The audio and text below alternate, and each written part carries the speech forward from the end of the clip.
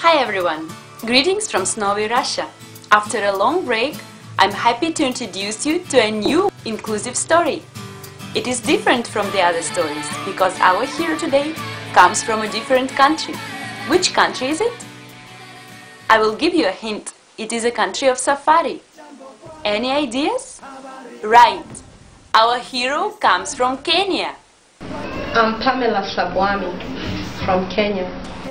Pamela has vision impairment since primary school. Today, she is a teacher, social activist and the mother of two wonderful kids. Pamela impressed me by her personal strength and positive attitude to life. In primary school, I struggled a lot to see what was written on the chalkboard. And when I was doing my final exam at grade 8, then I couldn't do my exam without sitting near a window where the light was brighter. So I thought, okay, now I have survived, I have passed, and I have gone to secondary school. Then I discovered I cannot read any book at night when I was in high school. And struggled like that, my friends reading for me and trying to dictate what was written on the chalkboard. I finished my secondary school and then passed very well and went for a banking and finance course. So here I didn't concentrate much on my vision loss because I discovered I was passing my exams, and then I did my college for 3 years. All of us have a moment in life when we are lost and we don't know what to do and where to go next. For many people, it is the moment after graduation from college, when you need to start a new life, find a job and become independent.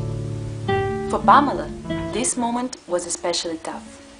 I hit the wall when I discovered I cannot work in any bank. When I went looking for a job in banks all over the country, I was told, no, you cannot strain your eyes like this. Then that is the day I discovered I cannot do any job. And then I sat back and thought that the world has come to an end. Then I decided to pity myself and stayed at home so depressed.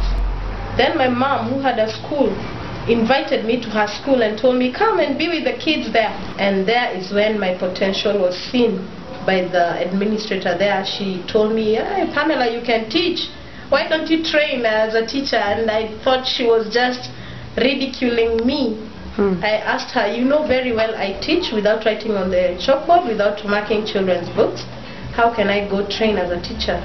So she guided me into going for Braille. I went to a place we call Machakos Technical Institute for the Blind, a rehabilitation center where I was taught mobility skills, independent life skills. And coming from there, I was so motivated to go train as a teacher. How many of us are ready to leave home and kids for a while and go to take a course in another country? Many of us would find a lot of obstacles and excuses to refuse this call. But that is not the case for Pamela. Oh, I was here in Kenya after my training as a teacher, and I just found out a website where people are being trained as social entrepreneurs. And I discovered this is just what I want. I want to bring social change. There is a problem here. Many children are being isolated and discriminated just because they are visually impaired. And here I am, fully empowered with teaching skills. Why shouldn't I help these children? So I applied for the training in India. I was selected to go there in 2010.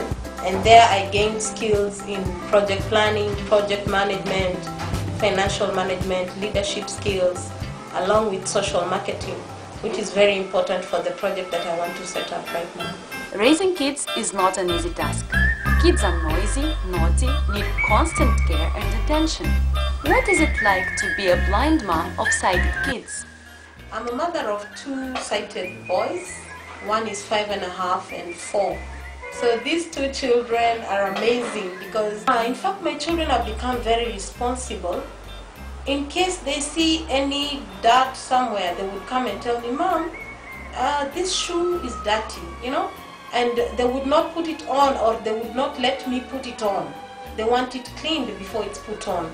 Or you find there is something that has been left in a place where it's not supposed to be there.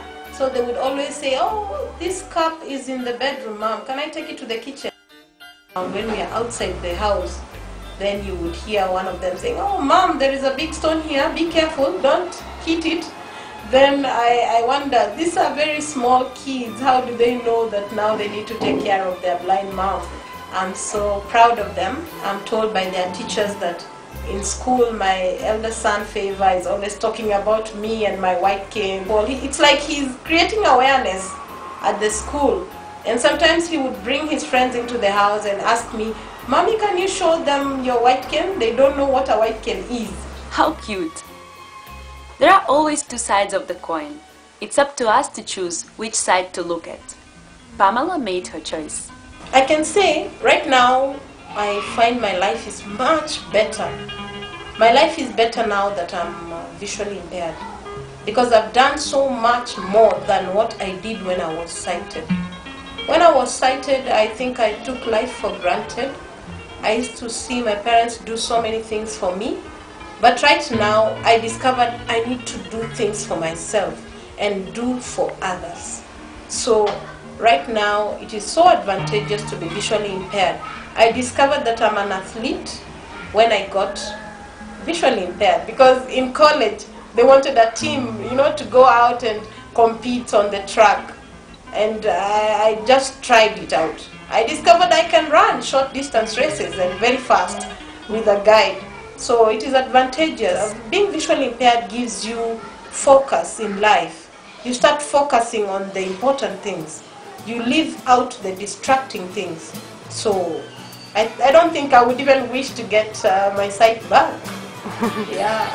Thank you, Pamela, so much for your great inspiring story. For more stories, go to inclusiveplanet.com/stories.